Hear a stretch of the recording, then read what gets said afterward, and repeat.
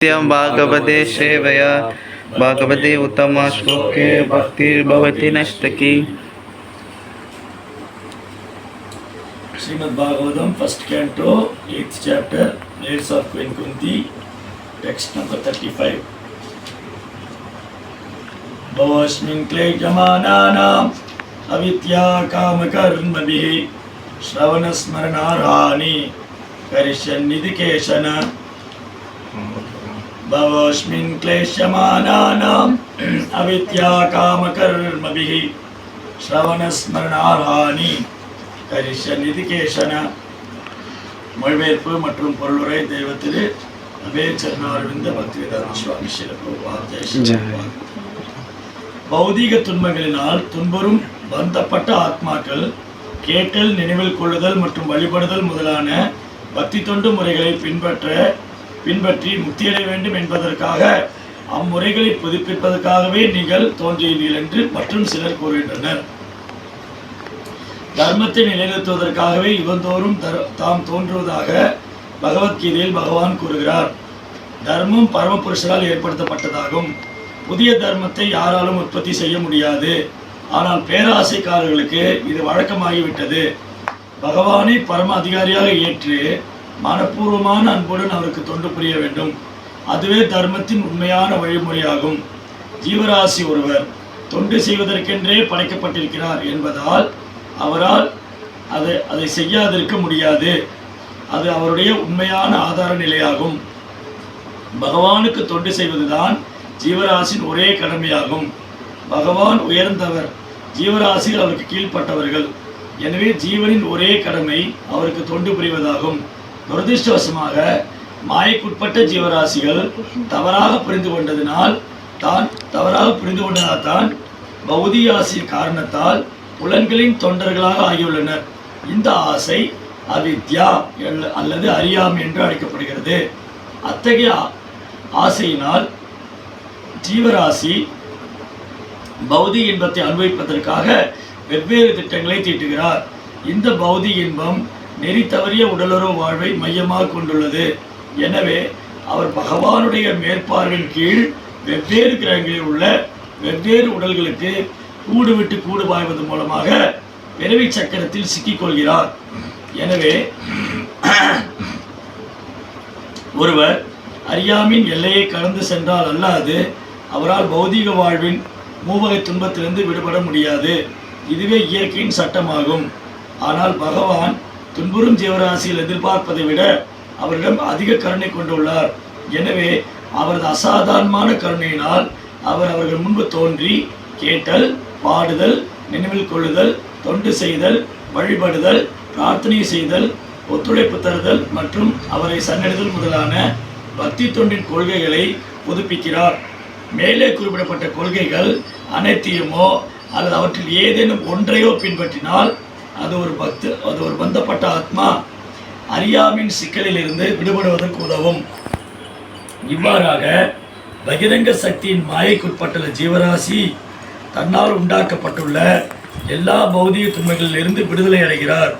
இந்த குறிப்பிட்ட வகையை சேர்ந்த கருணையானது பகவான் ஸ்ரீ சைதன்ய மகாபிரபுவின் உருவில் ஜீவராசிகளுக்கு வழங்கப்படுகிறது.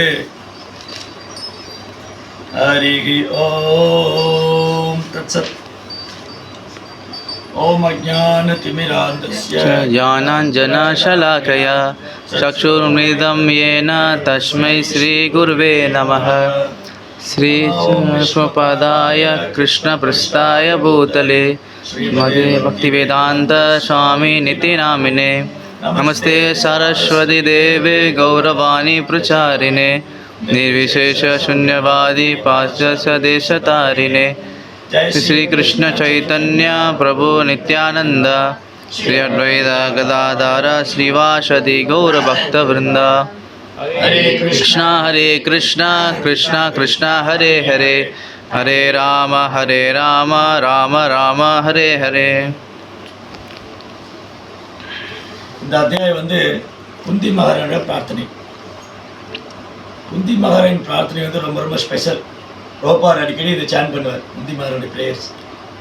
ஏன்னா அவ்வளவும் அவங்களுடைய அனுபவம் கிருஷ்ண பக்தியில் குந்தி மகாராணி தன்னுடைய அனுபவங்களை பகிர்ந்துக்கிறாங்க. பாகவதம் ஃபுல்லாகவே, பாகவதம் முழுவதுமே ஒரு பக்தருடைய அனுபவம். பிரகலாதர், பரீட்சித், சுகதேவ் கோஸ்வாமி, துருவ மகாராஜ், அம்பரீஷர், பிரம்மதேவர், சிவபெருமான், இவங்க எல்லாருமே அவங்க பகவான்கிட்ட இருக்கிற அன்பை வெளிப்படுத்துகிறாங்க. அவங்க பக்தியினுடைய உன்னதமான நிலையை வெளிப்படுத்துகிறாங்க. அப்புறம் பகவான் மேலே எப்படி அன்பு செய்யணும், அவர் எப்படி சரணாகதி பண்ணணும், அவர்கிட்ட எந்த மாதிரி பிரார்த்தனை செய்யணும், அவங்களுடைய ரியலைசேஷன். இங்கே வந்து குந்தி மகாராணி என்ன பண்ணுறாங்க,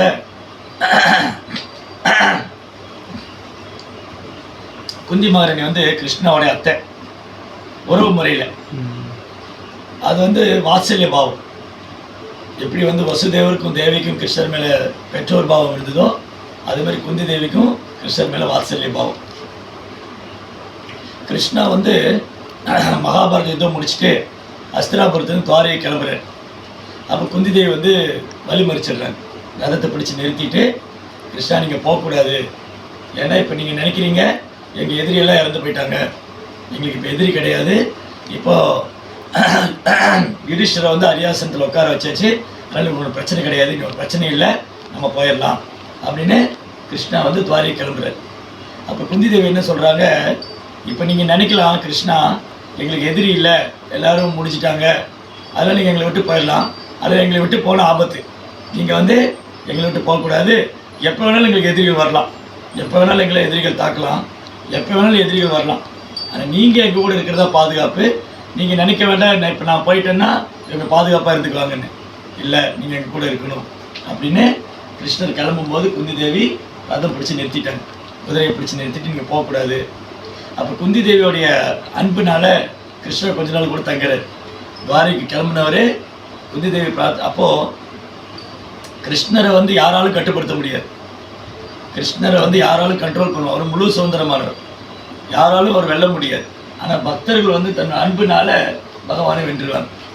பக்தர் என்ன பண்ணுறாங்க, அன்புனால கிருஷ்ணரை வென்றுவாங்க. அப்போ குந்தி தேவியோடைய அன்புக்கு பகவான் மறுக்க முடியல. அப்போ கொஞ்ச நாள் கூடி அஸ்தினாபுரத்தில் தங்கியிருக்கார். துவாரை கிளம்பினவர் கொஞ்ச நாள் கூட அஸ்தினாபுரத்தில் தங்குறார். அப்போ இந்த ரதத்தை பிடிச்சி நிறுத்திட்டு குந்தி தேவி இந்த பிரார்த்தனையெல்லாம் செய்கிறாங்க. குந்தி தேவி வந்து கிருஷ்ணரை வந்து ஒரு சாதாரண மனுஷனாக நினைக்க வேண்டாம். இப்போ நிறைய பேர் என்ன நினச்சிக்கலாம், ஓ கிருஷ்ணர் வந்து குந்தியோடைய அத்தை பையன், அத்தை முறையாகிறாங்க, மருமக அப்படின்னு நினைக்க வேண்டாம். இவர் ஒரு சாதாரண நபர் இல்லை, இவர் வந்து முழுமுதற் கடவுள். நமஸ்தே புருஷம் ஆத்யம் ஈஸ்வரம் பிரகிருதே பரம் அலக்ஷம் சர்வபூதானம் அந்தர் பகீர் அவஸ்திதம். முதல்ல என்ன பிரார்த்தனை பண்ணுறேன் கிருஷ்ணரை, கிருஷ்ணா நீங்கள் தான் ஆதி புருஷர், நமஸ்தே புருஷம் ஆத்யம். பிரம்மா என்ன சொல்கிறாரு, புராண புருஷன். அப்போது இங்கே நல்லா கவனிச்சோன்னு சொன்னால், பக்தருடைய பிரார்த்தனையில் பகவானுடைய தனித்தன்மையினர். குந்தி தேவி வந்து சொல்கிறாங்க, கிருஷ்ணர் ஒரு சாதாரண மனுஷனாக நினச்சிடாதீங்க, இப்போ எனக்கு மருமகனாக இருக்கிறதுனால அவர் சாதாரண மனுஷன் இல்லை, அவர் ஆதி புருஷன். நமஸ்தே புருஷம் ஆத்யம் ஈஸ்வரன், அவர் தான் கட்டுப்படுத்துபவர். கிருஷ்ணர் தான் எல்லாரையும் கட்டுப்படுத்துகிறார். ஈஸ்வரம் பிரகிருதே பரம், இந்த பௌதி இயக்கிக்கு அப்பாற்பட்டவர். கிருஷ்ணா வந்து ஜட உலகத்தை சார்ந்தவர் அல்ல. இந்த ஜட உலகம் பகவான் தோன்றினாலும் இதுக்கு அப்பாற்பட்டவர் இருக்கார். ஈஸ்வரம் பிரகிருதே பரம் அலக்ஷம் சர்வபூதானாம், எல்லா உயிர்வாளிக்கும் உள்ளும் புறமும் இருக்கார். நமக்குள்ளேயும் பரமாத்மாவாக இருக்கார். அவர் தன் சக்தியை மூலமாக எங்கும் வியாபிச்சிருக்கார். அந்த பகவான் கிருஷ்ணரை எல்லோராலும் உணர முடியாது. ஸோ பாருங்கள், குந்தி தேவியுடைய பிரேயர் வந்து எப்படின்னா வேதங்களுடைய சாரமர். எப்படி குந்தி தேவி சொல்கிறாங்க, கிருஷ்ணா நீங்கள் தான் ஆதி புருஷன், நமஸ்தே புருஷம் ஆதிம் ஈஸ்வரம், நீங்கள் தான் எல்லாரையும் கட்டுப்படுத்துபவர். இந்த ஜட இயற்கை உயிர்வாழிகள் நம்ம எல்லாருமே உயிர்வாழிகளாக நம்மளையும் சரி, இந்த ஜட இயற்கையும் சரி கிருஷ்ணர் தான் கட்டுப்படுத்துகிறார், நம்ம கட்டுப்படுத்துகிறவங்க கிடையாது.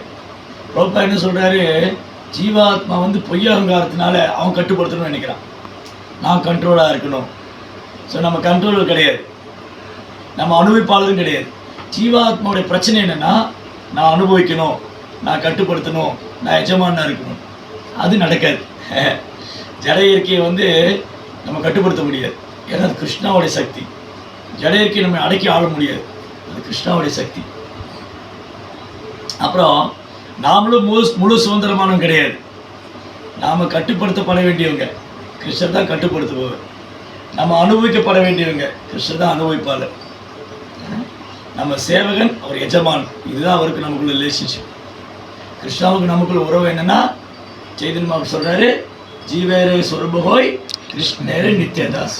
ஜீவாத்மனுடைய உண்மையான சொரூபம் என்னன்னா பகவானுக்கு சேவை பண்ணும். யாராலும் சேவை பண்ணாமல் இருக்கவே முடியாது. ஜட உலகத்தில் யாருமே சேவை பண்ணாமல் இருக்க முடியும். யாராவது யாருக்காவது சேவை பண்ணிக்கிட்டு தான் இருப்பாங்க. கணவன் மனைவிக்கு சேவை பண்ணணும், மனைவி கணவனுக்கு சேவை பண்ணணும், பெற்றோர்கள் பிள்ளைகளுக்கு சேவை பண்ணணும், பிள்ளைகள் பெற்றோருக்கு சேவை பண்ணணும். அரசாங்கத்துக்கு வந்து என்ன சொல்கிறது, கவர்மெண்ட்டுக்கு வந்து பீப்புள் சர்வ் பண்ணுறாங்க, மக்களுக்கு தலைவர் இப்போ சேவை பண்ணுறது தவிர்க்க முடியாது. யாருமே இங்கே சேவை ஏற்றுக்கொள்ள அதிகாரம் யாருக்கும் கிடையாது. ஏன்னா எல்லோரும் சேவகர் தான். அதில் ஒரு சிலருக்கு என்ன ஆகிடும், சரி நான் சேவை பண்ணல ஏமாத்துறாங்க இல்லையா. இன்றைக்கி வந்து சேவை பண்ணால் கூட எல்லாம் ஏமாற்றிக்கிறாங்க. சொந்தக்காரங்க நண்பர்கள்லாம் ஏமாத்துக்காரங்களாக இருக்குது. அதனால் என்ன பண்ணுறாங்க, இந்த மனுஷங்களுக்கு சேவை பண்ணால் ஏமாற்றம் தான். நான் நாயோ பூனையை வச்சு அதுக்கு சேவை பண்ணிக்கிறேன், ஏமாத்தாது, அது விசுவாசமாக இருக்கும் இல்லையா. ஒரு ப்ரெட்டு கொடுத்துட்டா நாய் ரொம்ப விசுவாசமாக இருக்குது. ஆனால் மனுஷன் என்ன பண்ணுறான், ப்ரெட்டை வாங்கி சாப்பிட்டு அவன் வந்து ஏமாற்றுவான் இல்லையா. ஸோ அதனால் மக்களுக்கு வந்து சேவையில் அதிருப்தி வருது. ஏன்னா யாருக்கு சேவை பண்ணுமோ மறந்துட்டு மற்றவங்களுக்கு சேவை பண்ணுறதுனால திருப்தி வராது. அதே சமயம் கிருஷ்ணாவுக்கு சேவை பண்ணால் அவனுக்கு முழு திருப்தி வரும். கிருஷ்ணருக்கு சேவை பண்ணுறது மூலமாக சமுதாயத்தில் எல்லாருக்கும் நன்மை பண்ணுறோம். அது புரியல.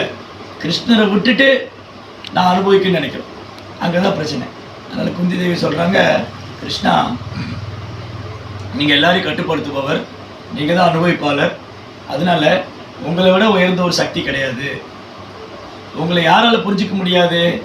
மாயா ஜவனிகா ஜன்னம் அஜ்ஞானோ சதம் அப்ஜயம் நலக்ஷம் மூட திருஷ்டா நடோ நாட்டியதரோ யதா. ஒரு சினிமாவில் ஒரு ஹீரோ வந்து நடிப்பார், அந்த ஆக்டிங் பண்ணுறாரு அவர். ஆனால் உண்மையில் அவர் அந்த கேரக்டர் கிடையாது இல்லையா. சம்டைம் ஹீரோ வந்து வில்லன் கேரக்டர் பண்ணுவார். அவர் வில்லனாக கிடையாது, ஹீரோவாக கிடையாது, அவர் அந்த கதாபாத்திரமே கிடையாது. ஆனால் நம்ம பார்க்கும்போது அது சினிமாவில் ஒரு வில்லனாக வராரு, ஹீரோவாக வராரு. அந்த மாதிரி கிருஷ்ணா வந்து இந்த பூமிக்கு அப்பாற்பட்டவர், இந்த முக்குணத்துக்கு அப்பாற்பட்டவர். அவர் இந்த ஜட உலகத்தை சேர்ந்தவர் இல்லை.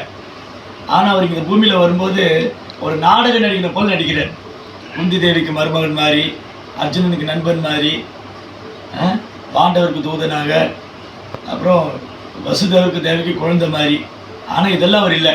அவர் முழுமுதற் கடவுள். ஆனால் பக்தர்கள் மேலே உள்ள அன்புனால அவர் அதை ஏற்றுக்கிறார். அர்ஜுனனுக்கு நண்பராக இருக்கார், பாண்டவருக்கு தூதனாக போகிறாரு, குந்தி தேவிக்கு மருமகனாக இருக்கார்.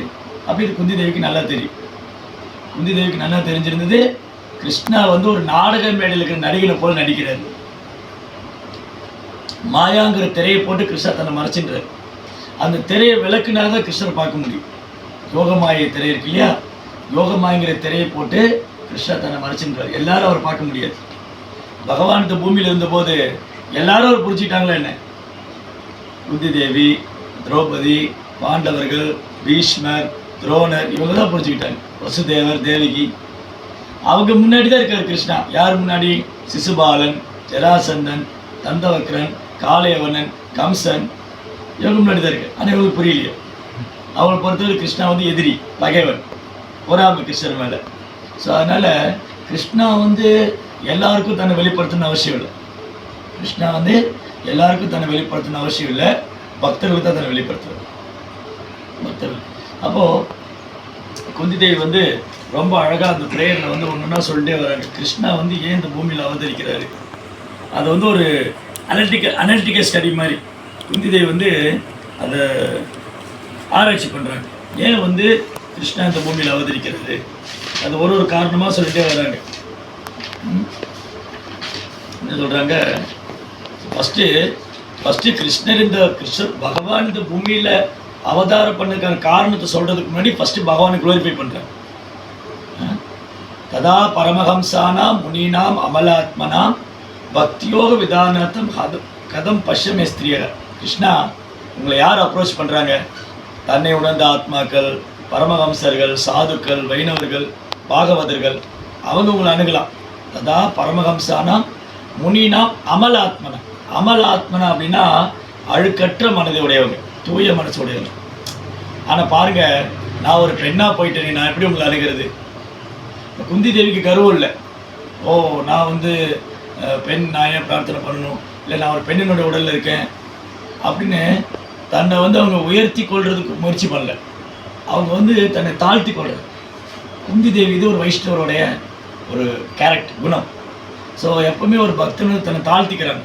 குந்தி தேவி வந்து என்ன பண்ணுறாங்க, ஆக்சுவலி அவங்க உடம்பே இல்லை, ஆத்மா. ஆண் பெண்ணுங்கிறது உடலில் தான் இருக்குது, இல்லை ஆண் உடல் பெண் உடல். ஆனால் குந்தி தேவி வந்து தன்னை உணர்ந்த ஆத்மா. அவங்க பணிவுனால் பிரார்த்தனை பண்ணுறாங்க, கிருஷ்ணா உங்களை வந்து பரமஹம்சர்கள், சாதுக்கள், வைணவர்கள்லாம் உங்களை வழிபடுறாங்க, தூய மனசுடையவங்க.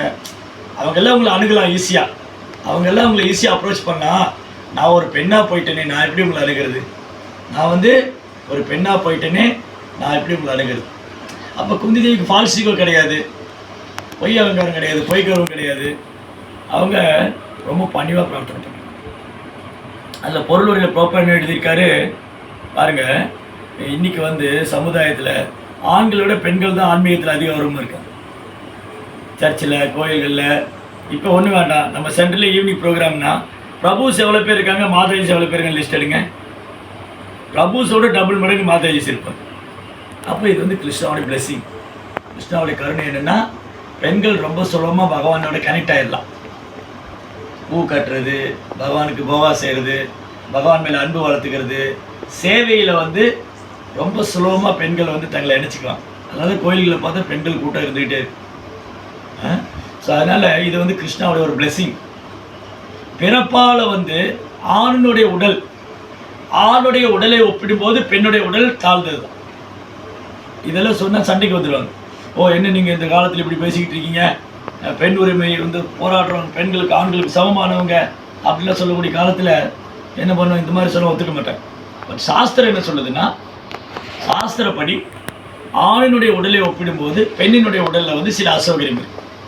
அவங்க எல்லா நாளும் கோயிலுக்கு வர முடியாது, அவங்க பகவானுக்கு பூஜை செய்ய முடியாது, அவங்க வந்து சாதா பண்ண முடியாது, அவங்க குருக்குள்ளே படிக்க முடியாது. இது மாதிரி சில விஷயங்கள் வந்து அந்த உடல் ஆன்மாவுக்கு கிடையாது. ஒரு தடவை ப்ரோபாட்டை வந்து கேட்டாங்க, பெண் சுதந்திரத்தை, பெண் விடுதலையை பற்றி நீங்கள் என்ன நினைக்கிறீங்கன்னு. நாங்கள் ஆண் பெண்ணெலாம் பார்க்கறதே இல்லை ப்ரோபாட். பெண் விடுதலையை பற்றி என்ன நினைக்கும் போது, பெண் விடுதலையா அப்படிலாம் என்ன, எங்களை பொறுத்த வரைக்கும் ஆண் பெண்ணாக கிடையாது. இஸ்கானில் வந்து பெண்களும் இருக்காங்க, ஆண்களும் இருக்காங்க. நாங்கள் ஆத்மாவாக பார்க்குறோன்னு. மாதாஜியும் சர்வீஸ் பண்ணுறாங்க, பிரபுஜியும் சர்வீஸ் பண்ணுறாங்க. அப்போ ஆத்மாவுடைய தளத்தில் வித்தியாசம் கிடையாது இல்லையா? அப்போது ஆத்மாவுடைய தளத்தில் ஒன்றும் வித்தியாசம் இல்லை. உடல் ரீதியாக பௌதிக தளத்தில் வரும்போது சில வித்தியாசங்கள் இருக்கத்தான் செய்யுது. அது வந்து ஒரு பெரிய குறை இல்லை. ஆனால் நம்ம சேவை பண்ணுறது மூலமாக கிருஷ்ணரை திருப்திப்படுத்திடலாம். குந்தி தேவி வந்து ரொம்ப பணிவாக பிரார்த்தனை பண்ணுறாங்க, நான் ஒரு பெண்ணாக போயிட்டேனே, நான் எப்படி உங்களை அணுகுவேன்? ஆனால் பாருங்கள், எவ்வளோ பெண் பக்தர்கள் இருக்காங்க. மீராபாய், ஜக்குபாய், ஜானாபாய், திரௌபதி, குந்தி தேவி, அப்புறம் வசுதேவர், தேவகி, யசோதாமா, கோபிகைகள், இதெல்லாம் பெண்கள் தான்.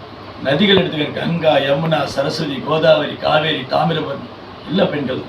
லக்ஷ்மி தேவி, பார்வதி, சரஸ்வதி. ஸோ அதனால் என்ன உடம்புல இருக்கோன்னு முக்கியம் இல்லை, நம்ம கான்ஷியஸ்னஸ் எப்படி இருக்குன்னு தான் முக்கியம். நம்ம கிருஷ்ணன் மேலே அதை ஃபிக்ஸ் பண்ணியிருக்கோமா, கிருஷ்ண உணர்வில் இருக்கமான்ற முக்கியம். அதனால் குந்தி தேவி ரொம்ப பணிவை பிரார்த்தனை பண்ணுறாங்க. அப்புறம் சொல்கிறாங்க, கிருஷ்ணர் யார்? கிருஷ்ணாய வாசுதேவாய தேவகி நந்தனாய ச நந்தகோபகுமாராய கோவிந்தாய நமோ நமக. இந்த கிருஷ்ணர் இருக்காரே, அவர் வசுதேவருடைய பையன், அதனால தான் வாசுதேவர். கிருஷ்ணாய தேவகி நந்தன், தேவகியோடைய பையன். நந்தகோபகுமாரன், நந்தகோபரின் குமரன், யசோதாவுடைய குழந்தை. நந்தநந்தன், யசோதா நந்தன். கிருஷ்ணாய வாசுதேவாய தேவகி நந்தனாய நந்தகோபகுமாராய கோவிந்தாய நமோ நம. பசுக்களுக்கும் புலன்களுக்கும் இன்பம் தருவது பிரியமானது. ஏன் வந்து கிருஷ்ணரேன்னு புகழாம குந்தி தேவி இப்படி புகழ்றாங்க? ஓ கிருஷ்ணா, நீங்கள் முழுமுதற் கடவுள், அகிலாண்ட கோடி பிரம்மாண்ட நாயகன், நீங்கள் பரமாத்மா, எல்லா விதத்திலும் இருக்கீங்க, நீங்கள் பிரம்மமாக இருக்கீங்க, இப்படி சொல்லாமல் ஃபஸ்ட்டு ஸ்லோகத்தில் அப்படி தான் சொன்னாங்க. ஃபஸ்ட்டு ஸ்லோகத்தில் என்ன சொன்னாங்க? நமஸ்தே புருஷம் ஆத்யம் ஈஸ்வரம் பிரகிருதே பரம். ஸோ முதல் ஸ்லோகத்தில் அவங்க பிரார்த்தனையில், குந்தி தேவியோடைய பிரார்த்தனையில் முதல் ஸ்லோகத்தில் கிருஷ்ணரை வந்து பரமபுருஷோத்தமான முழுமுதற் கடவுள்னு சொல்கிறாங்க. ஆனால் இந்த ஸ்லோகத்தில் கிருஷ்ணர் வந்து வசுதேவரின் புதல்வன், தேவகியின் புதல்வர், நந்தகோபரின். ஏன் இப்படி சொல்கிறாங்க? என்ன காரணம்? ஒரு இடத்துல கிருஷ்ணரை முழுமுதற் கடவுள்னு சொல்கிறாங்க, இன்னொரு இடத்துல இவர் யசோதாவுடைய குழந்தை, நந்தகோபருடைய குழந்தை, வசுதேவருடைய குழந்தை. ஏன் அப்படி சொல்கிறாங்க? என்ன காரணம்? இல்லை இல்லை, பக்தர்களோ கிருஷ்ணரை வந்து கிருஷ்ணருடைய நாமம் இருக்கு இல்லையா, கிருஷ்ணருடைய நாமத்தை வந்து நிறைய கேட்டகரியாக பிரிக்கலாம். ஒன்று அவருடைய அமானுஷ்யமான சக்தியை வச்சு பேர் இருக்கு. இப்போ உதாரணத்துக்கு பரமாத்மா, இது அவருடைய அமானுஷ்யம். எல்லா இதுலேயும் கிருஷ்ணர் பரமாத்மா இருக்கு. பரபிரம்மம் அவர் எங்கும் வியாபிச்சிருக்கார்.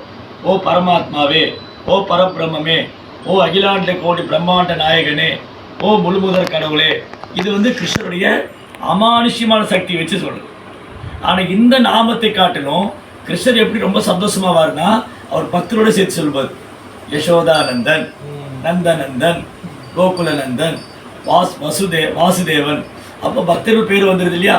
அப்போது கிருஷ்ணரை வந்து கிருஷ்ண பரமாத்மான்னு சொல்கிறதோட நந்தநந்தன், யசோதானந்தன் அவர் ரொம்ப சந்தோஷமாயிடுது.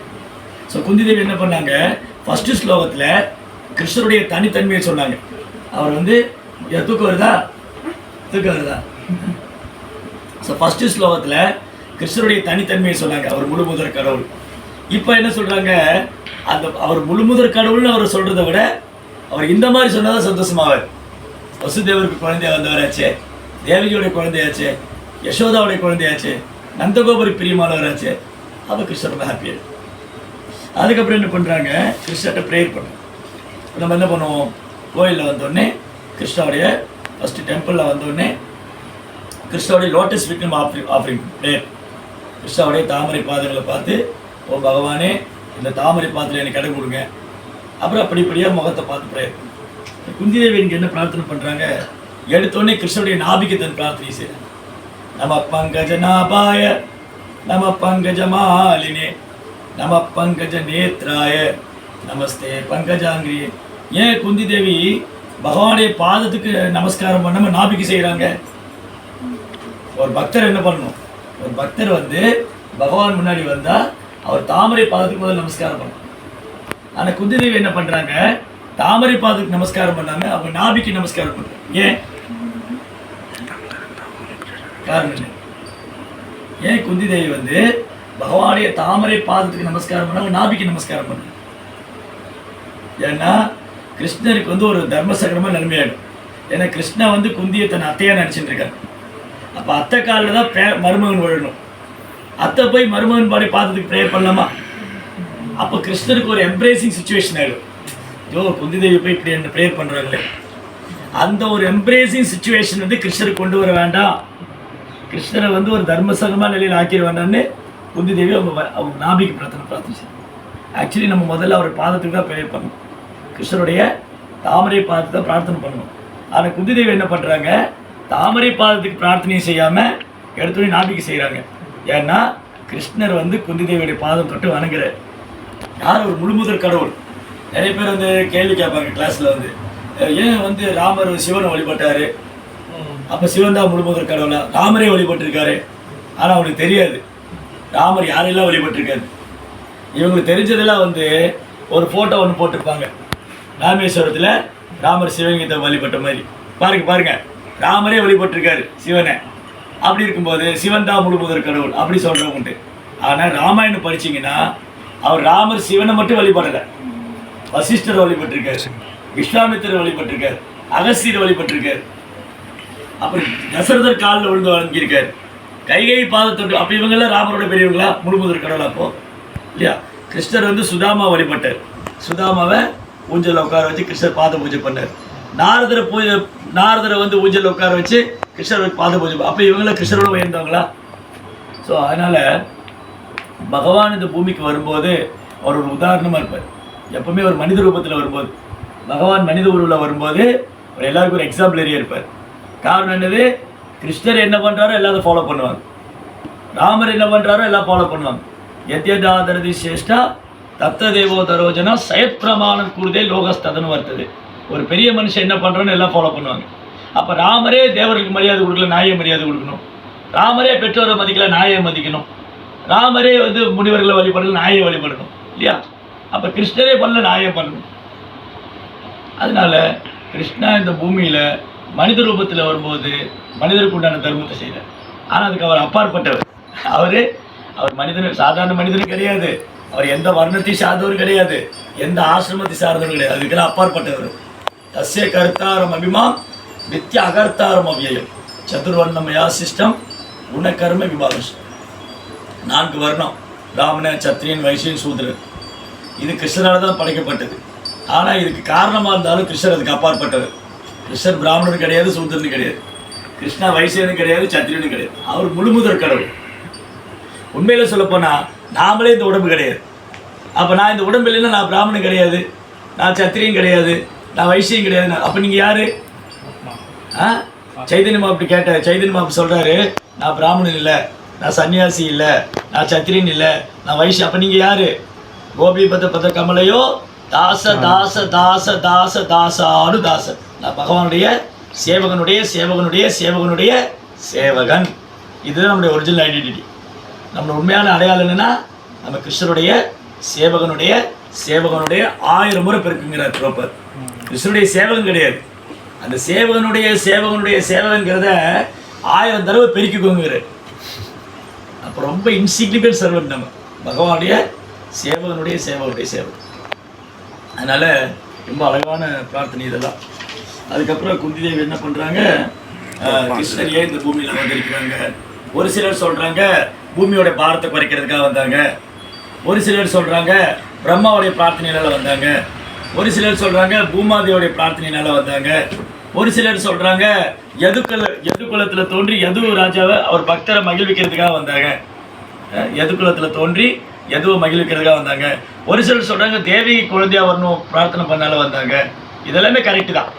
கிருஷ்ணா வந்து தேவி குழந்தையாக வரணுக்காக வந்தார், யதுகுல மகிழ்விக்கிறது யதுகுலத்தில் வந்தார், அப்புறம் வந்து தர்மத்தை ஸ்தாபனம் பண்ணுறதுக்காக வந்தார், அப்புறம் பூமியோடைய பாரத்தை குறைக்கிறதுக்காக வந்தார், பூமாதேவியோடைய பிரார்த்தனையினால் வந்தார். எல்லாம் கரெக்டு தான். ஆனால் குந்தி தேவி மெயின் காரணம் என்ன சொல்கிறாங்க, இதுதான் மெயின் காரணம்.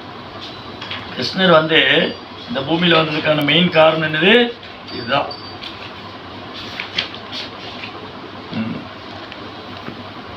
பவேஷ்மின் க்லேஷ்யமானானாம் அவித்யா காம கர்மபிஹி ஸ்ரவண ஸ்மரணார்ஹானி கரிஷ்யன் இது கேசன.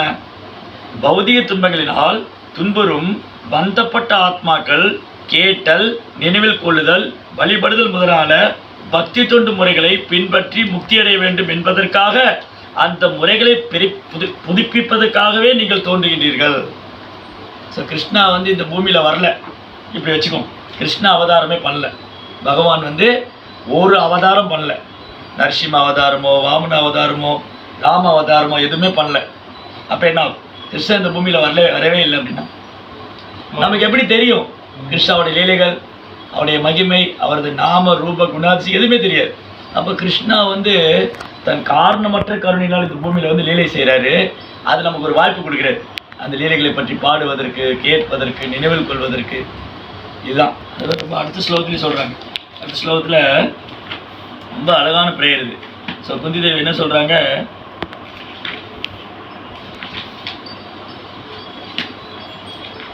இந்த மாதிரி ஜீவாத்மாவுக்கு ஒரு வாய்ப்பு கொடுக்குறாங்க.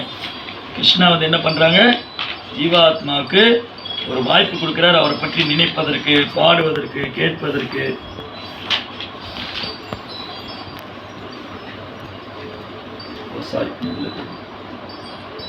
அதனால கிருஷ்ணா இந்த பூமியில் வரலைன்னா நமக்கு இந்த வாய்ப்பே கிடையாது.